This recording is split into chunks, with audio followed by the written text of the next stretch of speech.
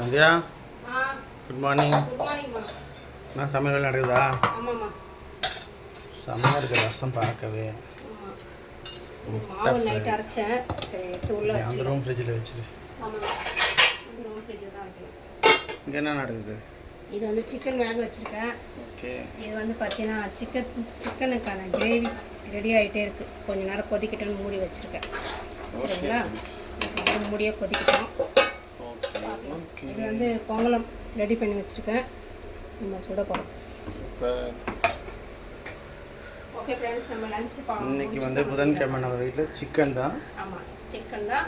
ரசம், மிளகு ரசம். மிளகு ரசம் என்ன பார்த்துட்டு இருக்கீங்க? வாங்க. இல்லை அந்த வெயிட் லாஸ் பவுடர் ரெடி பண்ணுறதுக்கு போ. எங்கே போகிறேன்?